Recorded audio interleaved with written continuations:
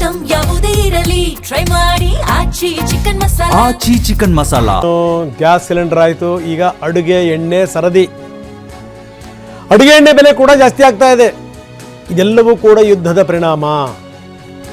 ಹೇಳಿ ಕೇಳಿ ಹಬ್ಬ, ಬ್ಯಾಕ್ ಟು ಬ್ಯಾಕ್ ಹಬ್ಬಗಳು ಬರ್ತಾ ಇವೆ.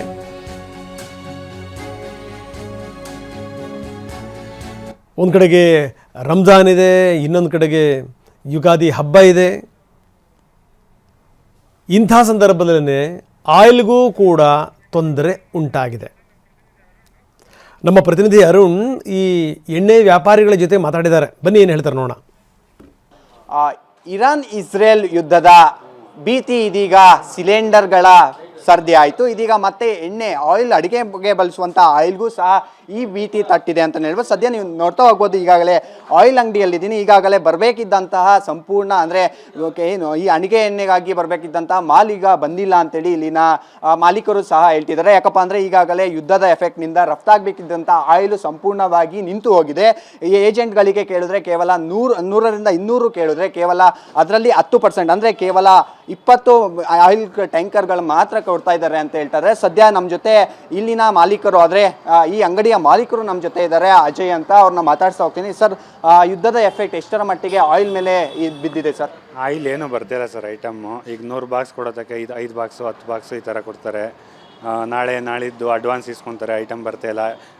ಜನ ಬ್ರ್ಯಾಂಡೆಡ್ ಐಟಮ್ನೇ ಕೇಳ್ತಾರೆ. ಅನ್ಬ್ರ್ಯಾಂಡೆಡ್ ಐಟಮ್ಗಳು ಬರ್ತವೆ, ಒಪ್ಪಲ್ಲ ಯಾರು ಜನನ ಅಷ್ಟು ತೊಗೊಳಕ್ಕೆ. ಸರ್, ಈಗ ರೇಟ್ನ ವಿಚಾರವೂ ಸಹ ಹೆಚ್ಚಾಗಿದೆ. ರೇಟು 20 ರೂಪಾಯಿ ಲೀಟ್ರಿಗೆ ಜಾಸ್ತಿ ಆಗಿದೆ ಸರ್. ಐಟಮ್ ಕೊಡ್ತಾಯಿಲ್ಲ, ರೇಟ್ ಎಷ್ಟಾದ್ರೂ ಆಗಲಿ ಐಟಮ್ ಕೊಡ್ತಾಯಿಲ್ಲ, ಐಟಮ್ ಬರ್ತಾಯಿಲ್ಲ. ಅನ್ಬ್ರ್ಯಾಂಡೆಡ್ ಜನ ಒಪ್ಪಲ್ಲ, ಎಲ್ಲ ಬ್ರ್ಯಾಂಡೆಡ್ ಐಟಮ್ ಕೇಳ್ತಾರೆ, ಬ್ರ್ಯಾಂಡೆಡ್ ಐಟಮ್ ಕೊಡಲ್ಲ ನಮಗೆ. ಸರ್, ಇದು ಎಷ್ಟರ ಮಟ್ಟಿಗೆ ನಿಮಗೆ ಎಫೆಕ್ಟ್ ಆಗಿದೆ? ಯಾಕೆಂದರೆ ಒಂದು ಕಡೆ ಏನು PG ಆಗಿರ್ಬೋದು ಮತ್ತು ವ್ಯಾಪಾರ ಅಂದರೆ ಅಂಗಡಿ ಅಂದರೆ ಅದರಲ್ಲೂ ಪ್ರಮುಖವಾಗಿ ಇದು ಅಂಗಡಿಗಳೇನಿದೆ ಅಂದರೆ ಜನ ಭಯದಿಂದ ನೆಕ್ಸ್ಟ್ ಸಿಗಲ್ಲ ಅಂತ ಅಂದ್ಬಿಟ್ಟು ಈಗ 1 ಬಾಕ್ಸ್ ತೊಗೊಳ್ಳೋರು 5 ಬಾಕ್ಸ್ ಕೊಡು ಅಂತ ಅನ್ನೋದು, 5 ಟಿನ್ ಹೋಟ್ಲಿಗೆ ತೊಗೊಳ್ಳೋರು 50 ಟಿನ್ ಕೊಡು ಅಂತ ಅನ್ನೋದು, ಈ ಥರ ಡಿಮ್ಯಾಂಡ್ ಕ್ರಿಯೇಟ್ ಆಗೈತೆ. ಅದರಿಂದ ಐಟಮ್ ಕೊಡ್ತಾಯಿಲ್ಲ ಅಷ್ಟೇ ಸರ್. ಅವರು ಸಾಲ್ತಿಲ್ಲ ಐಟಮ್ಮು, ಮತ್ತು ಜಾಸ್ತಿ ಆಗುತ್ತೆ ಅಂದ್ಬಿಟ್ಟು ತೊಗೊತವ್ರೆ. 5 ಟಿನ್ಗೆ 10 ಟಿನ್ ಕೊಡು, 20 ಟಿನ್ ಕೊಡು, 30 ಟಿನ್ ಕೊಡು, 1 ಬಾಕ್ಸ್ ತೊಗೊಳ್ಳೋರು 5 ಬಾಕ್ಸ್ ಕೊಡು, ಈ ಥರ ಕೇಳ್ತಿರೋದ್ರಿಂದ ಐಟಮ್ಮು ಸಾಲ್ತಿಲ್ಲ. ಇದರಿಂದ ಇನ್ನೇನು ಒಂದು ವಾರದಲ್ಲಿ ಯುಗಾದಿ ಹಬ್ಬ ಇದೆ, ಅದಕ್ಕೂ ಸಹ ಪೆಟ್ಟಾಗುವ ಸಾಧ್ಯತೆ ಇದೆ. ಒಂದು ಚೀಟಿ ಈಗ ಯುಗಾದಿ ಹಬ್ಬಕ್ಕೆ, ರಂಜಾನ್ ಹಬ್ಬಕ್ಕೆ ಕಿಟ್ಗಳು, ಚೀಟಿಗಳು ಈ ಥರ ಮಾಡ್ಕೊಂಡ್ಬಿಟ್ಟಿದ್ದಾರೆ. ಅವ್ರಿಗೆ ಐಟಮ್ ಸಿಗ್ತಾಯಿಲ್ಲ. ನನ್ನ ಹತ್ರ 100 ಬಾಕ್ಸ್ ಕೇಳೋರೆ ಐಟಮ್ ಕೊಡಲ್ಲ. ನನಗೆ ಬರ್ತಾಯಿಲ್ಲ, ಅದರಿಂದ ಕೊಡೋಕ್ಕಾಗ್ತಾಯಿಲ್ಲ. 20 ರೂಪಾಯಿ ಜಾಸ್ತಿ ತಗೋ, 10 ರೂಪಾಯಿ ಜಾಸ್ತಿ ತಗೋ ಒಂದು ಬಾಕ್ಸ್ಗೆ ಅಂತ ಅಂದ್ರೂ ನಮಗೆ ಕೊಡೋಕ್ಕಾಗ್ತಾಯಿಲ್ಲ ಐಟಮ್.